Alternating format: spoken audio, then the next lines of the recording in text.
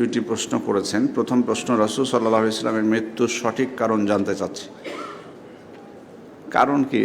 আল্লাহ তার তাকদিরে রেখেছেন, আর কি কারণ হবে বলেন? মাধ্যম যদি জানতে চান তো তিনি হঠাৎ অসুস্থ হয়ে যান, এবং তার আগে তিনি অসুস্থতার সময়েও তিনি যেটা বলছিলেন বারবার, খাইবারে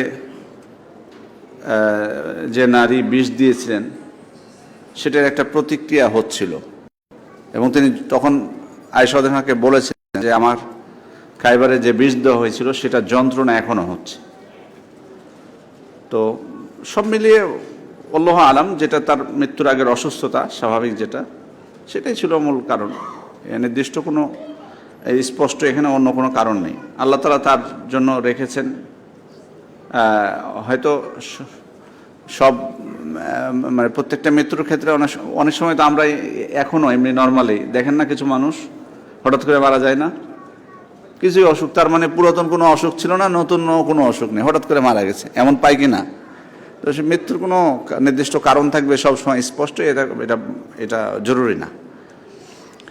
প্রায় রাসূল সাল্লাল্লাহু আলাইহি ওয়াসাল্লামের সম্পর্কে জানতে বই লেকচার শোনা শুরু করি, কিন্তু কন্টিনিউ করতে পারি না। নসিহত করবেন। দোয়া করি আল্লাহ যেন আপনি কন্টিনিউ করতে পারেন, কারণ হ্যাঁ, এটা সত্য। তবে অবশ্যই আপনি মানে আপনার সাধ্যের মধ্যে রাখবেন, এটাও বিষয়। মানে লেকচার হয়তো আছে, এমন সময় হয় যে আপনার সাধ্যের বাইরে বা অনেক বড়, হয়তো প্রয়োজনে আমি বলবো যে ছোট দিয়ে শুরু করুন। রাসূল সাল্লাল্লাহু আলাইহি ওয়াসাল্লাম সম্পর্কে জীবনে যেগুলো ছোট সংক্ষিপ্তভাবে লেখা, সেগুলো আগে পড়ুন।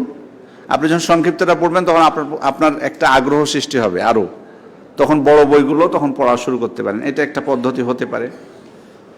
আর দ্বিতীয়ত হচ্ছে মানে সেটা হলো যে একটা রুটিন করে নেবেন দিনের মধ্যে বা সপ্তাহে, যে আমি এতটুকু পড়ব, এটা একটা পদ্ধতি হতে পারে। যাই হোক, এটা আসলে শুধু রাসূল সাল্লাল্লাহু আলাইহি ওয়াসাল্লামের জীবনের ক্ষেত্রে নয়, আমরা মানে রাসূল সাল্লাল্লাহু আলাইহি ওয়াসাল্লামের জীবনী ছাড়াও এমনি অন্য কিছু অধ্যয়নের ক্ষেত্রেও কিন্তু এই ঘটনাটা ঘটে। এই জন্য একটা জিনিস আমি বলবো, অনেক সময় আমাদের ভাইরা একটা কাজ করেন, ভুল করেন, সেটা হলো যে পড়তে শুরু করলে এমন দিনের মধ্যে এতটুক সময় দেন যেটা কন্টিনিউ করতে পারেন না। তো আপনি এমন একটা সময় দিবেন প্রথম দিন থেকে যে সেটাকে আপনি ধারাবাহিকতা বজায় রাখতে পারবেন। ঠিক আছে? ধরেন আপনি রাসূল সাল্লাল্লাহু আলাইহি ওয়াসাল্লামের জীবনী পড়ছেন, এখন 5 ঘন্টা পড়লেন একদিন, তারপরের দিন আবার 5 ঘন্টা, এবার আপনি পারবেন না, পড়তে পারবেন সবসময়, এটা সম্ভব না। এই জন্য আপনি একটা দিনের মধ্যে নির্ধারণ করে নেন একটা সময়। এখন তো আমাদের জন্য আলহামদুলিল্লাহ সহজ, মোবাইলে যদি বইগুলো থাকে, আমরা যে কোনো সময়, আপনি গাড়িতে কোথাও যাচ্ছেন, অফিসে যাচ্ছেন, রাস্তায় একটু পড়ে নেন, এভাবে কিন্তু অনেক পড়া হয়, সম্ভব। অথবা আপনার ব্যাগে রাখতে পারেন বইটা, বিভিন্নভাবে সম্ভব। তো এই জন্য যে কোনোভাবে হোক আপনি চেষ্টা করবেন, ইনশাল্লাহ আল্লাহ যেন সহজ করে দেন, যাতে আপনার বিরক্তি না এসে যায় বা কঠিন না হয়ে যায় যেটা আপনি করতে পারছেন না। এই জন্য নির্ধারণ করে নেওয়া একটা রুটিন, অল্প অল্প সময় করে পড়া, এটা করতে পারেন। আর অথবা আরেকটা বিষয়, কোর্সের অধীনে যেতে পারেন, বিভিন্ন ধরনের কোর্স চলতেছে, এই কোর্সগুলো করতে পারেন। এটাতে আপনার তাহলে আপনার সেটা মানে একটা দায় থাকে, দায়বদ্ধতা থাকে যে না, আমাকে ক্লাসে উপস্থিত হতে হবে, এটাও করতে পারেন। বিভিন্ন কোর্সে ভর্তি হয়ে, সিরাতুন নবীর কোর্স আছে আলাদাভাবে, শুধু সিরাতুন নবীতে আপনি ভর্তি হতে পারবেন, সেটাও করে নিতে পারেন। পরীক্ষা রাখবেন, তাহলে এটার গুরুত্বটাও আরও বাড়বে, সেটা করতে পারেন।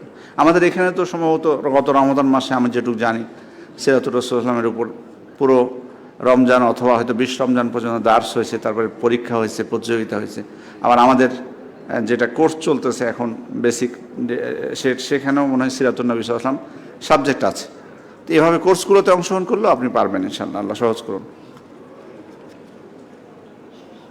রাসূল সাল্লাল্লাহু আলাইহি ওয়াসাল্লামের জন্মদিনে বিভিন্ন ইসলামী সংগঠন র্যালি, শোভাযাত্রা, আলোচনা সভা অনুষ্ঠিত করে, এসব কর্মকাণ্ড ইসলামে বৈধ কিনা? এটা আমি খুতবার মধ্যে জবাব দিয়েছি।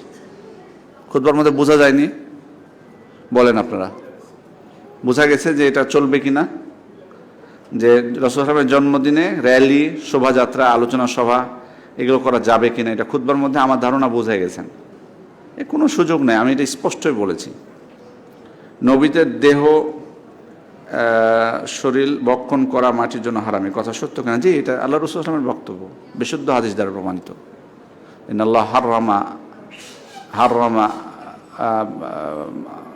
সম্ভবত হাদিসটা এরকম যে আল্লাহ তাআলা মাটির উপর হারাম, নবীদের দেহ ভক্ষণ করা হারাম করে দিয়েছেন।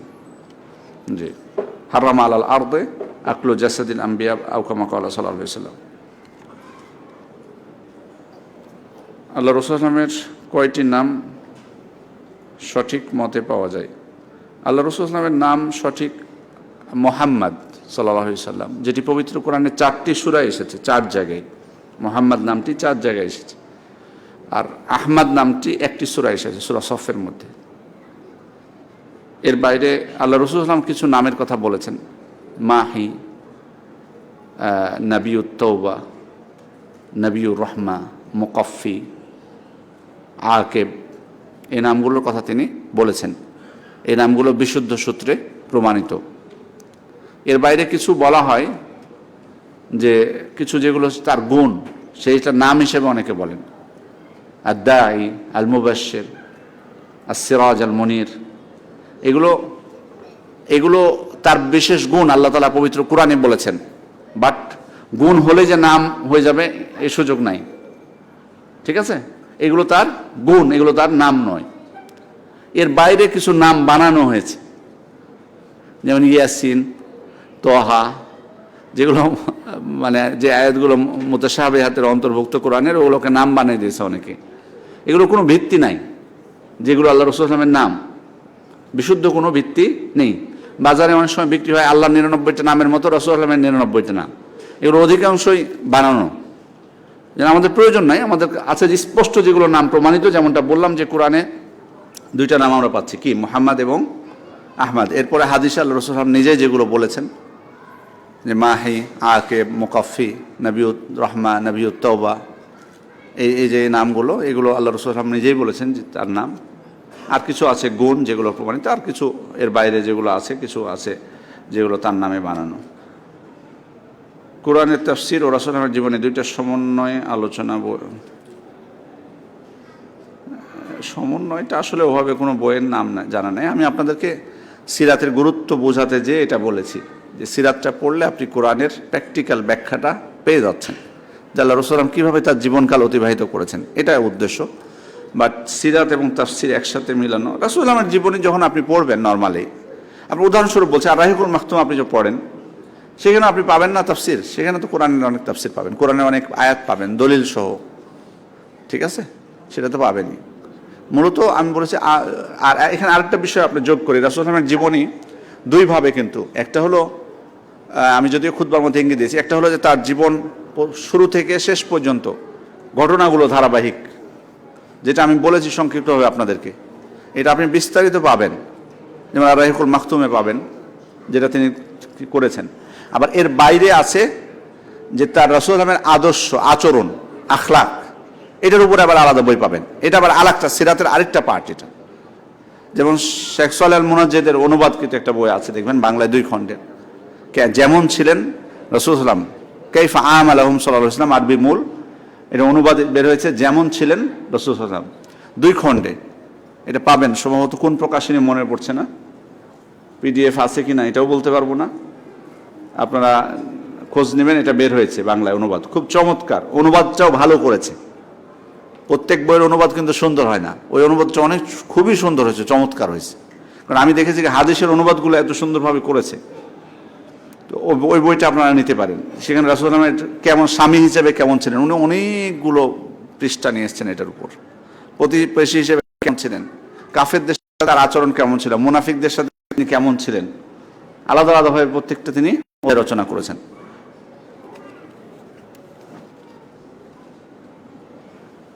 ছোট বাচ্চারা সুন্নাত নামাজে কাতারের সামনে দিয়ে গেলে করণীয় কি?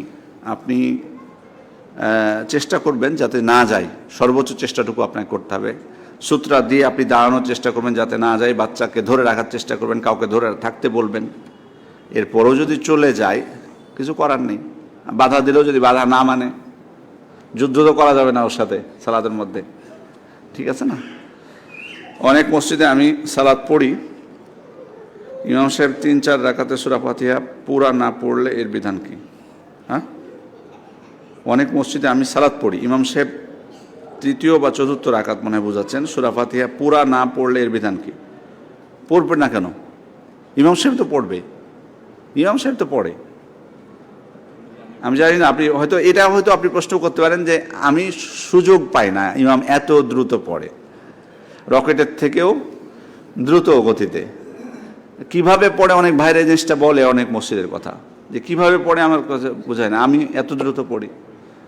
আপনাকে ওনার কাছে প্রশিক্ষণ নিতে হবে যে কীভাবে পড়বেন এত দ্রুত। আছে, যদি এরকম হয় তাহলে আপনি পড়বো, ওখানে যাবেন না, অন্য মসজিদে যাবেন। যদি আপনি সালাতের আবার অনেক অনেক জায়গায় আছে 3 বার তাসবিহ পাঠ করা যায় না রুকুতে, রুকু থেকে উঠা যায় না, তার আগে সেজদা কমপ্লিট আছে, এরকম কিছু মসজিদ। এটা তো আসলে সালাতের কোনো একাগ্রতা রক্ষা করা কঠিন। এটা আমরা বলতেছি না, সব মসজিদ একরকম না, কিন্তু সব মসজিদ একরকম না, আছে অনেকে ধীরে সুস্থে সালাত পড়েন, সেখানে যাবেন। স্ত্রী কনসিভ করার 2 মাস পর গর্ভপাত হলে কত সময় পর মেলামেশা করা যাবে?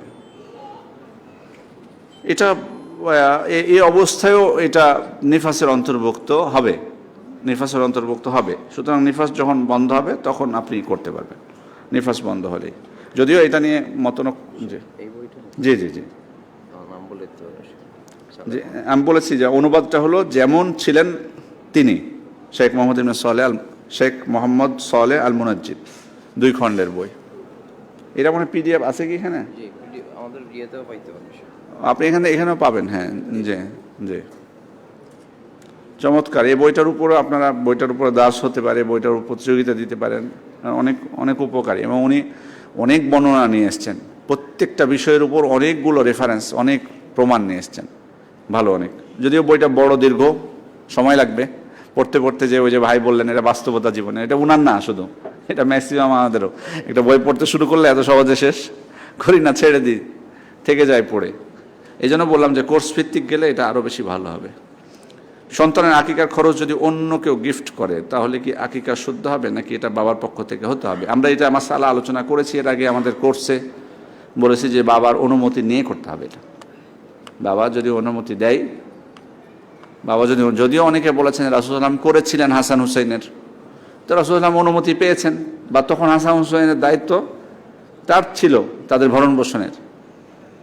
এই জন্য সঠিক কথা হলো যে পিতাকে বলতে হবে যে আপনার ছেলের আকিকাটা বা আমার ভাগ্নের আকিকাটা আমি দিতে চাচ্ছি। ধরেন মামা এসে বলল কি যে ওর ছাগলটা, মানে আকিকার ছাগলটা আমি দিতে চাচ্ছি বা কিছু।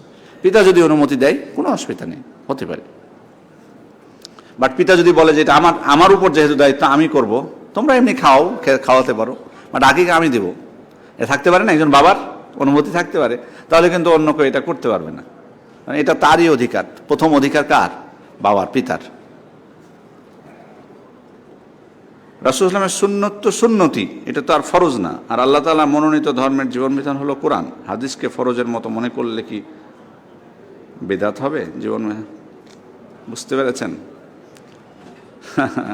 রাসূল ইসলামের সুন্নত তো সুন্নতি, সুন্নতের অনেকগুলো অর্থ আছে, এটা যে আমাকে বুঝতে হবে। সুন্নত একটা অর্থ না শুধু, সুন্নত বিভিন্ন অর্থে ব্যবহৃত হয়।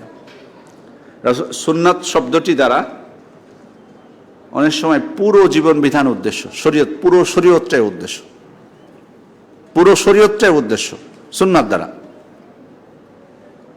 ধরেন আমি যদি বলি যে আমি সুন্নি, এই যে পরিভাষাটা এসছে সুন্নি, সুন্নাত থেকে, কিন্তু এটা তার মানে কি উনি সুন্নি বলতে শুধু হাদিস মানে, সুন্নাত মানে, কোরআন মানে না?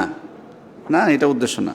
তামাসসাকু বিসুন্নতি, আমার সুন্নাতকে তোমরা আঁকড়ে ধরো, এটার অর্থ শুধু আল্লাহ রাসূলের সুন্নাত না, পুরো শরীয়তটা এখানে উদ্দেশ্য।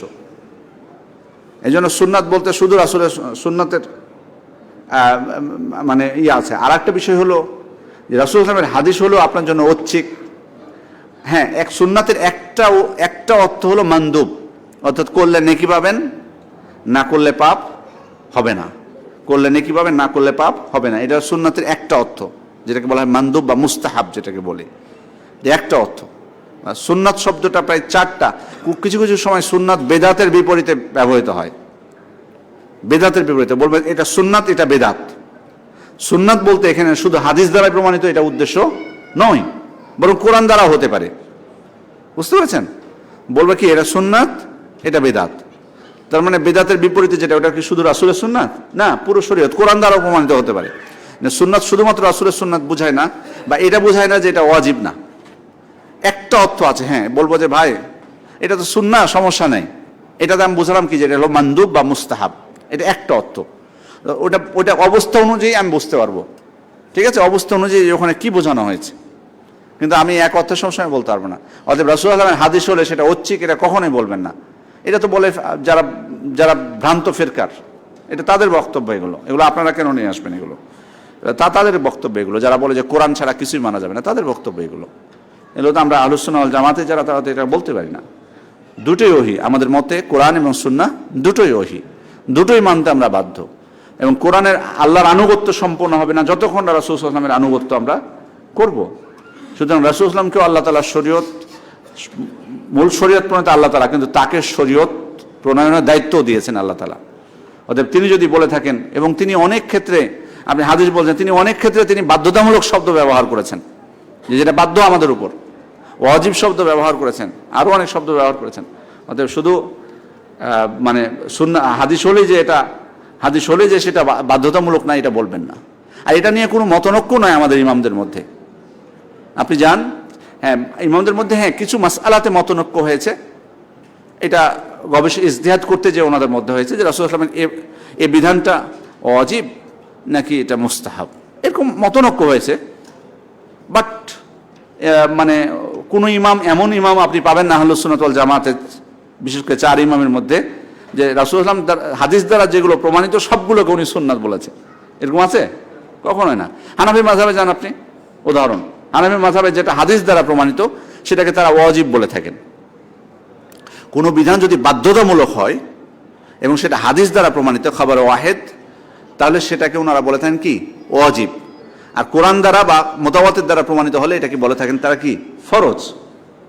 তো ওয়াজিব বাধ্যতামূলক হলো না? তার মানে হানাফি মাযহাবেও কি হাদিস দ্বারা ওয়াজিব হওয়া সম্ভব। সুতরাং আহলুস সুন্নাত ওয়াল জামাতের যে মাযহাবগুলো আছে, বিশেষ করে 4 মাযহাব সহ, এখানে কোনো এটা নিয়ে মতনৈক্য নেই। এগুলো ভ্রান্ত ফিরকাদের কাজ, এগুলো তাদের উৎপত্তি, যে হাদিস হলে কি মানতে হবে না।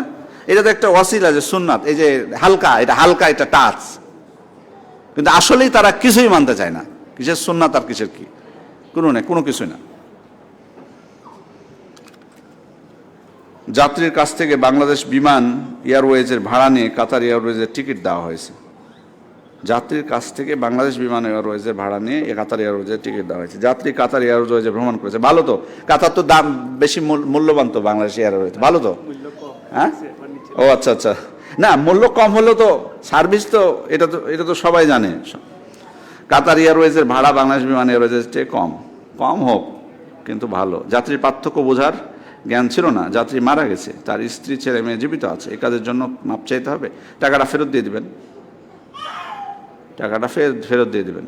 এই কারণে এখানে প্রতারণা করা হয়েছে। আমি কেন বললাম, সার্ভিস ভালো পেয়েছে এটা ঠিক, বাট এখানে প্রতারণা করা হয়েছে। উনি তো ওই উদ্দেশ্যে দেয়নি যে সার্ভিস যাতে ভালো পায়, উনি দিয়েছে যাতে টাকাটা সেভ করা যায়। তার স্ত্রীরা আছে, তাদেরকে আপনি বাকি টাকাটা ফেরত দিয়ে দেবেন। মাপ তো চাইবেনই, মাপ শুধু চাইলে হবে না, টাকাটাও ফেরত দিবেন। ও হক, যেগুলো অর্থনৈতিক হক, ওগুলো শুধু মাপ চেয়ে নিলে হবে না, আপনাকে ফেরত দিতে হবে। উনি যদি হ্যাঁ বলে যে ভাই লাগবে না, ভালো সার্ভিস দিয়েছিলেন, ভুল করে হলো, বা আপনি আমাদেরকে ঠকানোর উদ্দেশ্য হলো, কাতারে দিয়েছিলেন কিন্তু আমরা ভালো সার্ভিস পাইছি, তাহলে সেটা আলাদা।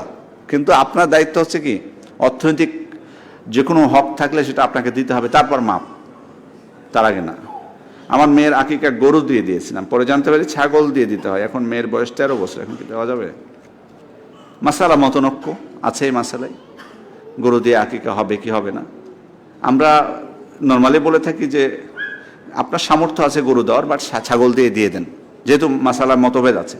আল্লাহ রাসূল সাল্লাল্লাহু আলাইহি ওয়াসাল্লাম থেকে প্রমাণিত নয় যে তিনি গরু দিয়ে করেছেন বা দিতে বলেছেন, সে কারণেই এটা আলেমদের বক্তব্য। যদিও অনেক আলেমরা বলেছে যে গরু দিয়ে দিলে উত্তম, যারা দেওয়ার পক্ষে, কারণ গরুটা হলো আগে আরও দামি, আপনি আরও কিছু দামি আল্লাহর জন্য মানে কোরবানি করতেছেন, সেই দৃষ্টিকোণ থেকে বলেছেন। আমার মতে আপনার যদি সামর্থ্য থাকে ছাগল দেওয়া, দিতে পারেন এখন, আল্লাহু আলাম। আমার এলাকার মসজিদের ইমাম খুবই দ্রুত সালাত আদায় করেন, যে আমি সূরা ফাতিহা পড়া শেষ করতে পারি না বা তাসবিহগুলো সঠিকভাবে পড়তে পারি না। এক্ষেত্রে আমার করণীয় কি? কিছুক্ষণ আগে বলেছি, আপনি যদি অন্য মসজিদ থাকে যেখানে মানে একটু ধীরে সুস্থে পড়ে, সেখানে যেতে পারেন। আর যদি কোনো সুযোগ না থাকে, তাহলে এর দায়ভার ইমামের উপর বর্তাবে, হবে আপনার না, আপনাকে চলে যেতে হবে রুকুতে। একটি হাদিসে পড়েছি যে আল্লাহ বলেন যে তিনি তার ওয়ালিদের হাত হয়ে যান বা চোখ হয়ে যান। এটির ব্যাখ্যা কি?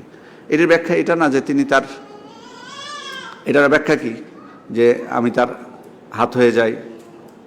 এটার অর্থ এটা অলি বলতে শুধুমাত্র এটা যেন অলির অর্থ প্রথমত আমরা যেন না বুঝি যে বিশেষ কিছু ব্যক্তি দুনিয়াতে যাদেরকে অলি বলা হয়।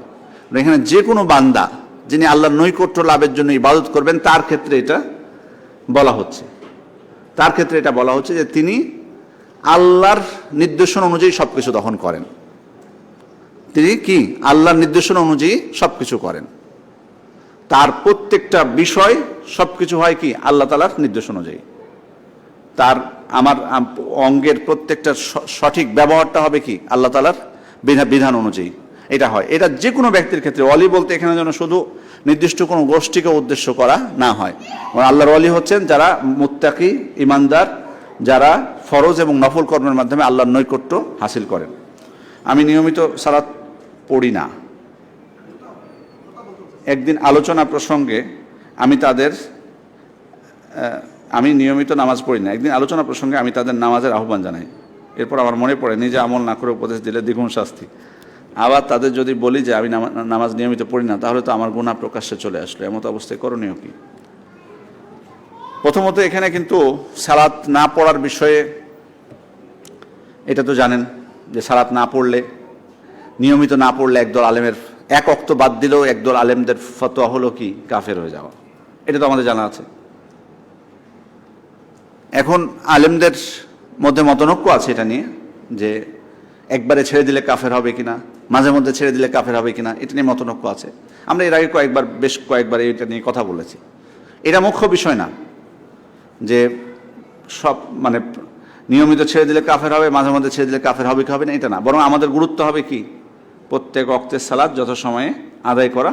আমরা মনে করবো এক ওয়াক্ত সালাত ছেড়ে দিলে কাফের হয়ে যাব, ওই জন্য আমরা কি ছাড়বো না। কারণ হতে পারে যারা বলেছেন যে এক ওয়াক্ত ছেড়ে দিলে কাফের হবে, তাদের বক্তব্য তো আল্লাহর কাছে সঠিক হতে পারে, তাই না?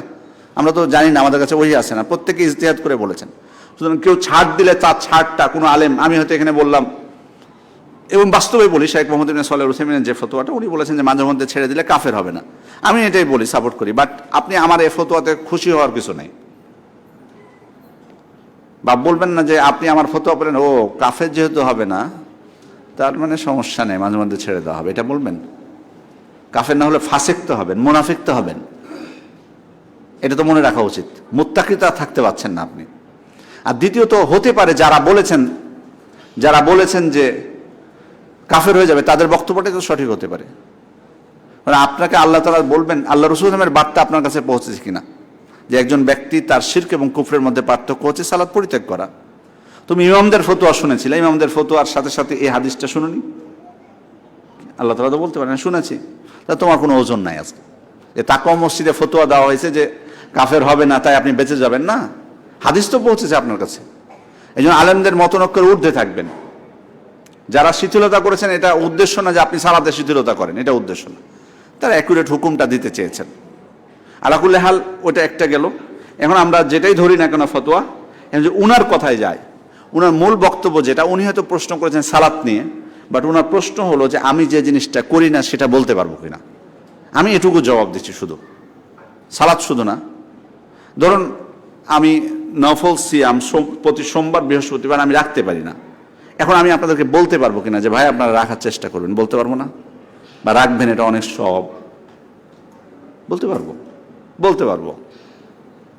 এটার আল্লাহ তাআলা তোমরা যেটা করো না সেটা বলো, লিমা তাকুলুনা মা লা তাফআলুন, যেটা তোমরা করো না সেটা বলো কেন। এটার দ্বারা আল্লাহ তাআলা যেটা আমরা করি না সেটা বলা হারাম করেননি, বরং যেটা আমরা জানি সেটা না করাটাকে এখানে নিন্দা করা হয়েছে। সেটা মূলত এখানে না করাটাকে নিন্দা করা হয়েছে, জানার পরেও না করাটাকে নিন্দা করা হয়েছে। কিন্তু যদি এমন করি আমরা যে আমি করি না বলে মানুষকে বলা যাবে না, তাহলে ইবনে কাসির রাহিমাহুল্লাহ বলছেন যে আল আমরু বিল মারুফ ওয়ান নাহয়ুল মুনকার দুনিয়াতে থাকবেই না। তাহলে বুঝতে পেরেছেন, মানে সৎ কাজের আদেশ এবং অন্যায় থেকে নিষেধ দুনিয়াতে আর থাকবেই না যদি এতে যায়, যে মানুষকে বলাই যাবে না আমি যদি নিজে না করি। ভালো কথা আমি বলতে পারবো না, খারাপ থেকে নিষেধ করতে পারবো না। তারা তো গীবতের ওয়াজ মানে করা বুঝতে পেরেছেন যে গীবত থেকে আসলে কয়জন মানুষ বেঁচে আছে এখন। তো গীবত থেকে তো মানুষকে সতর্কই করা যাবে না তাহলে, যদি এরকম ধরা যায় এভাবে। তবে এটা অবশ্যই এর সাথে এটা যুক্ত করতে হবে, এটা জরুরি যে যিনি বলছেন তিনি যদি না করে বলেন সেটা বলার প্রতিক্রিয়া কাজ খুব একটা হবে না। ঠিক আছে, কাজ হবে না। ধরেন আপনি জানেন যে আমি গীবত করি সব সময়, আর আপনাকে বলছে এই ভাই গীবত করবেন না, তাহলে কাজ হবে? এটা প্রতিক্রিয়া হবে না? হবে না। আমি ধরুন কেউ ধূমপান করতেছে আর যে ধূমপানের ওয়াজ করতেছে ধূমপান স্বাস্থ্যের জন্য ক্ষতিকর, ধূমপান হারাম, আপনারা ধূমপান করবেন না, পয়সা নষ্ট হচ্ছে, এই করছে। পরিবারে ধরেন পরিবারের ক্ষেত্রে আপনি যদি আপনার সন্তানদেরকে বলেন বাবা মিথ্যা কথা বলেন না, মিথ্যা কথা বলেন না, আর ও আপনার চোখের সামনে দেখতেছে মিনিটে মিনিটে আপনি মিথ্যা কথা বলছেন, কাজ হবে? কিন্তু তাই বলে কি আপনার সন্তানকে আপনি বলতে পারবেন না যে মিথ্যা কথা বলেন না? বলতে পারবেন, কিন্তু খুব বেশি উপকার আপনি পাবেন না। এজন্য যিনি বলবেন দায়ী, তার অবশ্যই তার নিজে করা উচিত। তাহলে এটার আরো ফলাফলটা কি হবে? ভালো হবে। কিন্তু এর অর্থ এটা না যে আমি যেটা করি না সেটা বলা যাবে না। আজান শুনে রাসূল সাল্লাল্লাহু আলাইহি ওয়াসাল্লামের উপর দরুদ পড়া যাবে কি? যেমন মুয়াজ্জিন বলেন আশহাদু আন্না মুহাম্মাদুর রাসূলুল্লাহ, আমি অতিরিক্ত সাল্লাল্লাহু আলাইহি ওয়াসাল্লাম বলতে পারি কিনা। এখানে ওলামা ইকরাম বলছেন যে নর্মালি আল্লাহ রাসূলের নাম শুনলে আপনি তো বলতে পারেন, কিন্তু জিকিরগুলো প্রত্যেকটা যে যে স্থানে আছে সেই স্থানে সেভাবেই পড়াটাই যথেষ্ট, সেই স্থানে সেভাবে পড়াটাই যথেষ্ট, এভাবে পড়াটাই উচিত। এটা একদল আলেমের অভিমত, আল্লাহু আ'লাম। আমি ফরজ সালাত পড়ে তাসবিহ পড়তেন, আমি ডান হাতে 20 বার আর বাম হাতে 13 বার পড়ি, এতে কোনো জায়েজ আছে কি? যাই হোক, ওনার কথাটা অতটা স্পষ্ট না। মোদ্দা কথা হচ্ছে উনি তাসবিহগুলো ডান এবং বাম হাতে দুটাতে পড়েন। 20 আর 13-এর মধ্যে ভাগটা আপনি হয়তো নিজের মতো করে নিয়েছেন, বাট বাম হাতে করার প্রয়োজন নাই, যেহেতু আল্লাহ রাসূলের হাদিস কানা ইউজিবুহু তায়াম্মুন ফি কুল্লি শানিহি, তিনি সব কিছু ডান হাতে করাটাকে বেশি পছন্দ করতেন, সে কারণে বাম হাতে করার প্রয়োজন নেই। যদিও কোনো আলেম এটা বলেছেন যে বাম হাতে যত সাক্ষ্য দেয়, এই কারণে ওনারা বলেছেন, বাট এটা খুব বেশি পয়েন্টটা শক্তিশালী না, এই পয়েন্টটা খুব বেশি শক্তিশালী না। এই জন্য আপনাদের প্রতি অনুরোধ থাকবে ডান হাতেই করাই যথেষ্ট, বাম হাতে করার দরকার নেই। দেশে বিদা এত কমন কেন? যেমন মাউলিদ কমন কেন বলতে মানে এত বেদাত কেন বেদাত কেন এত বুঝতে পারে না? কারণ আমাদের দেশে বেদাত শব্দটা তো মানতেই পারে না, বেদাত শব্দ শুনলে খেপে যায়। বুঝতে পেরেছেন? বেদাত শব্দ কেউ যদি বলে যে বেদাত করা যাবে না, তাহলে আগুন ধরে যায় অনেকের গায়ে। অথচ সবাই আমরা বলি যে বেদাত, কেউ কোনো মুসলিমকে অস্বীকার করে যে বেদাত জিনিসটা ভালো কেউ বলছে কখনো? কিন্তু আবার শুনলে আবার কিন্তু যখন শুনি যে বেদাত, তখনই আমরা রেগে যাই। দেখলেন না, একজন দায়িত্বশীল কিছুদিন আগে বলেছে শুধু যে বেদাত বিষয়ে সতর্ক থাকতে হবে, তো ওনার বক্তব্যটাকে নেতিবাচক হিসেবে নেওয়া শুরু করেছে সবাই। এর মধ্যে মনে হয় কোনো রোগ ঢুকে গেছে, এর মধ্যে কিছু রোগ ঢুকে গেছে। না বেদাত নিয়ে কেন বলতে যাবে? চোরের মন পুলিশ বলেন একটা কথা, এই অবস্থাটা হয়েছে। তো এই যে সমস্যা, বেদাত বেশি থাকার কারণ হলো, অন্যতম একটা কারণ হলো অজ্ঞতা যতক্ষণ দূর না হবে বেদাত দূর হবে না। দ্বিতীয় হলো আমাদের অন্যতম যেটা বাতিল পন্থীদের দলিল হলো, সেটা হলো যে পিতৃপুরুষদের দোহাই দেওয়া, এটা চিরজীবন চলে আসতেছে। আদম আলাইহিস সালামের পর থেকে যখন থেকে পাপ ঢুকেছে, প্রত্যেকটা পাপের দলিল হিসেবে যেটা উপস্থাপন করা হয় সেটা হলো কি আমাদের পিতৃপুরুষদেরকে এটার উপর পেয়েছি। এই রোগ যতদিন না যাবে, এই রোগ এটা একটা রোগ পিতৃপুরুষরা করত, এই রোগ যতদিন না যাবে ততদিনে বেদাত দূর হবে না। এটা আগে আপনাকে ছাড়তে হবে যে মুসলিম হিসেবে আমার দলিল পিতৃপুরুষ না। আমরা সালাত পড়ছি আমাদের বাপদাদারা পড়তো, তাই পড়ি না, আমাদের বাপদাদারা পড়তো সেজন্য না। হ্যাঁ ভালো, তাদেরকে অনুসরণ করছি ভালো কাজে, কিন্তু ওই জন্য তো না। আমাদের ভিত্তিটা কোরআন সুন্নাহ না, আমরা কোরআন, আমাদের বাপদাদারা এই পদ্ধতিতে সালাত আদায় করতো, তাই বলে কি আমরা এই পদ্ধতিতে করছি না? সুন্নাহ দ্বারা প্রমাণিত, তাই আমরা পড়ছি। এটা হবে একজন মুসলিমের মূল ভিত্তি। কারণ বাপদাদাদের আমল যদি এটার কোনো ভিত্তি থাকতো, তো জাহিলি যুগে আল্লাহ রাসূল সাল্লাল্লাহু আলাইহি ওয়াসাল্লাম থেমে গেলেন না কেন তার দাওয়াত? তারা তো শক্তিশালী এটা উপস্থাপন করেছিল। মুহাম্মদ সাল্লাল্লাহু আলাইহি ওয়াসাল্লাম, তুমি লা ইলাহা ইল্লাল্লাহর দাওয়াত দিয়ে বাপদাদাদেরকে ছোট করেছো, আমার এই মূর্তিগুলোকে ছোট করেছো, আমাদেরকে ছোট করতেছো, এটা তো বলেনি। তার মানে এটা কোনো ভিত্তি নাই। সুতরাং মানে অজ্ঞতা। আর হলো যে বেদাতের প্রকারভেদ করা, এই বেদাতের প্রকারভেদ যখন আপনি শুনবেন, তার মানে বেদাতকে হালাল করা। বেদাতকে প্রকারভেদ করা মানে বেদাতকে হালাল করা। বেদাতে হাসানা আর বেদাতে সাইয়্যা, এই প্রকারভেদ মানে হলো যত বেদাত আছে সবগুলোকে হাসানা করে দেওয়া। প্রকারভেদ মানে বেদাতের স্বীকৃতি। আপনি দেখবেন যে যাদের কাজ, আমাকে একজন জিজ্ঞেস করছিল যে আমি বলেছিলাম যে বেদাত করলেই ভাই বেদাতি বলাটা ঠিক না। মানে বিষয়টা বোঝার চেষ্টা করেন যে বেদাত করলেই বেদাতি বলাটা ঠিক হবে না প্রাথমিকভাবে।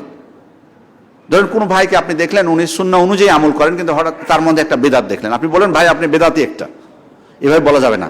বরং তাকে বলতে হবে ভাই আপনি এই কাজটা করছেন, এটা তো সুন্নাহ অনুযায়ী হলো না, বেদাত কেন করছেন?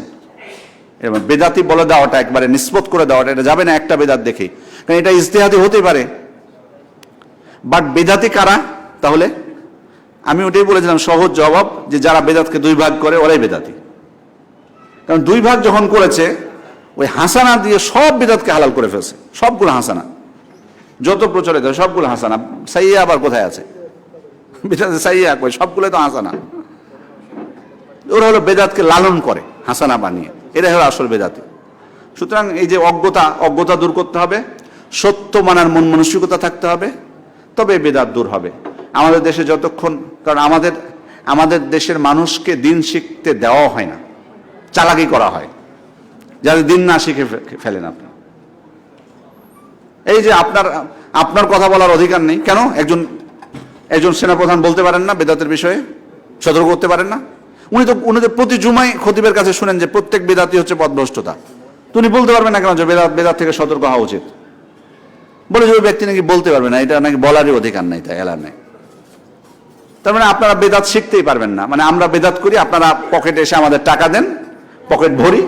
কারণ যদি আপনারা পড়তে শুরু করেন তাহলে তো গোমর ফাঁস হবে আমার, তখন তারই টাকা দিবেন না, পকেট ভরবেন না আমার। যাই হোক, এগুলো বলা এত বেশি হয়ে গেল বলা হয়তো। আমার খালাতো ভাইয়ের বয়স 19, সে সামর্থ্যবান এবং জীবনে বরকতের জন্য বিবাহ করতে চাচ্ছে, কিন্তু খালা তার বয়স কম হওয়ার জন্য বিয়ে দিতে চাচ্ছে না। এতে কি বলবেন? খালাকে বলবো, আপনার খালাকে, যে আপনি বিয়ে দিয়ে দেন, আপনার এটা উচিত হবে না। এটা বয়স কম না, 19 হয়েছে, উনি প্রাপ্তবয়স্ক হয়েছে। প্রাপ্তবয়স্ক হয়ে গেলে যেহেতু আগ্রহ দেখাচ্ছেন উনি, আপনি বিয়ে দিয়ে দেন। বরং শুধু বিয়ে দিও না, বিয়ে দিয়ে আপনি সহযোগিতা করেন আপনার ছেলেকে। আমরা এর আগে বলছি না, আপনার ছেলেকে প্রতি মাসে কি করবেন? প্রতি মাসে একটা করে, যতদিন সে পড়াশোনা করছে টাকা দেন কিছু। তার মানে বিয়ে যখন দিচ্ছেন তখন কিছু টাকা করে প্রতি মাসে কি দিবেন? তাকে হাত খরচও দিবেন, যাতে স্বাধীনভাবে কিছু খরচ করতে পারে। এটাও দায়িত্ব। এটা সৌভাগ্যের বিষয়। আমি বলবো ওনার খালাকে যে এটা সৌভাগ্যের বিষয়, কারণ অবশ্যই বিয়ে মানুষের জীবনে স্থিতিশীলতা নিয়ে আসে, এবং এটা মানুষের সফলতার জন্য বাধা হবে না ইনশাল্লাহ। বহু সফল মানুষ আমরা জীবনে চিনি যারা কম বয়সেই বিয়ে করেছেন, শুধু 19 না, 19-এর আগে বিয়ে করেছেন। রাসূলুল্লাহ সাল্লাল্লাহু আলাইহি ওয়াসাল্লামের জীবনের জন্য সবচেয়ে বেস্ট বই কোনটি বাংলা ভাষায়? সবগুলোই বেস্ট। আসলে প্রথমত বাংলায় অনুবাদের বিষয় বলি। যদি আপনি পুরাতন দিক থেকে আমরা শুরু করি, তাহলে সিরাতে ইবনে হিশাম, সেটার অনুবাদ আছে। সিরাতে ইবনে হিশাম অনুবাদ আছে সেটা। এরপরে আর-রাহিকুল মাখতুম, অত্যন্ত প্রসিদ্ধ, আপনারা জানেন যে এই বইটা অনেক ভাষায় অনুবাদ হয়েছে এবং পুরস্কার প্রাপ্ত বই। অনেকজন অংশগ্রহণ করেছেন, তার মধ্যে উনি প্রথম হয়েছে। তৃতীয় হলো, আমি যেটা বলবো আপনাদের সাজেস্ট করবো, প্রফেসর ডক্টর আসাদুল্লাহ আল গালিব স্যারের রচিত সিরাতুন নবী অথবা সিরাতুর রাসূল নামে। এটা অনেক দীর্ঘ, এটা অত্যন্ত চমৎকার। উনি অত্যন্ত তথ্য সমৃদ্ধ মানে বই একটা লিখেছেন সিরাতের উপরে। এর বাইরে ছোট কিছু বই আছে সংক্ষিপ্ত, সংক্ষিপ্ত, যেমন শেখ মতিউর রহমান মাদানির একটা বই আছে খুব ছোট্ট, সংক্ষিপ্ত নবী চরিত বা এই নামে, এখানে তো থাকতে পারে, আপনারা খোঁজ নিতে পারেন। হ্যাঁ, আচ্ছা, বাচ্চাদেরকে দিতে পারেন। এটা মানে ওই যে সংক্ষিপ্ত হবে, তথ্যগুলো জানা হবে, ঘটনাগুলো ওভাবে দেওয়া নাই, ফুল তথ্যগুলো জানা হবে, খুবই সংক্ষিপ্ত ভাবে দেওয়া আছে। এছাড়া আরও অনেকে কাজ করছেন, আমি আরও বেশ কিছু বই গত সপ্তাহে আমাকে 2-3 জন দেখালেন, মোটামুটি ভালো। আর রেহুল মাকতুমের আবার একটা সংক্ষেপ বের করেছে, ওটাও ভালো, মোটামুটি খারাপ না। তবে একটু বিস্তারিত পড়লে বেশি উপকার পাবেন। আমি সংক্ষিপ্তের দিকে আগে যাবেন না, হয়তো বাচ্চাদেরকে দিতে পারেন, বাচ্চাদের জন্য উপযোগী করে। আমাদের একটা প্রকাশনী, আমার প্রকাশনী না মনে আসছে না, এটাই সমস্যা, ভুলে যাই। ওরা বেশ কিছু বই বের করেছে, তার মধ্যে সিরাতুর রাসূল আমি দেখলাম সেদিন, আমাকে আসিদ্দিক মসজিদে দেখালো, এবং সুন্দর, মানে ওখানে কোনো ভুল তথ্য নিয়ে আসেনি। আরেকটা জিনিস বলে দিই, এই বইগুলোতে, এগুলো মানব রচিত বই, কিছু ভুলভ্রান্তি থাকতে পারে, ঠিক আছে, কিছু ভুলভ্রান্তি থাকতে পারে। এটার জন্য আমরা যে বইটা পুরোটাই ছুঁড়ে ফেলে দেবো, এটা আমাদের করাটা উচিত হবে না। আর রেহুল মাকতুমেও কিন্তু কিছু দুর্বল মওদু রেওয়ায়াত চলে এসছে, সে কারণে সতর্কতার সাথে। ওই জন্য কিন্তু আমি একটা কথা বলেছি যে কোর্স ভিত্তিক প্রয়োজনে আপনারা পড়েন। আমি আর রেহুল মাকতুম অনেক জায়গায় পড়িয়েছি এবং সমস্যাগুলো চিহ্নিত করে দিয়েছি যে এই জায়গাগুলো এই কারণে সমস্যা। যেমন আমরা উদাহরণস্বরূপ বলছি যে রাসূল সাল্লাল্লাহু আলাইহি ওয়াসাল্লাম পাহাড়ের উপর থেকে ঝাঁপ দিতে চাচ্ছিলেন, এই ঘটনাটা আর রেহুল মাকতুমে আসে না। উনি খুব চমকপ্রদভাবে, কিন্তু এটা তো আসলে ভিত্তিহীন একেবারে, এই ঘটনা ভিত্তিহীন, এটা আমরা বিশ্বাস করি না। এটা ওখানে আমি কারণও বলে দিয়েছি। এই কারণে সত্যি আলেম ওলামাদের অধীনে থেকে যদি আপনি পড়তে পারেন, এটা আপনার জন্য বেটার, এটা বেশি ভালো হবে। বাট প্রত্যেকটা বইয়েরই আলাদা আলাদা বৈশিষ্ট্য আছে। আশা করি যে যেগুলো নাম করেছি এগুলোর মধ্যে পড়লে হবে ইনশাল্লাহ। জি, ঠিক আছে, জাযাকুমুল্লাহু খাইরান, সুবহানাকাল্লাহুম্মা ওয়া বিহামদিকা আশহাদু আল্লা ইলাহা ইল্লা আনতা আস্তাগফিরুকা ওয়া আতুবু ইলাইক। আসসালামু আলাইকুম ওয়া রাহমাতুল্লাহ।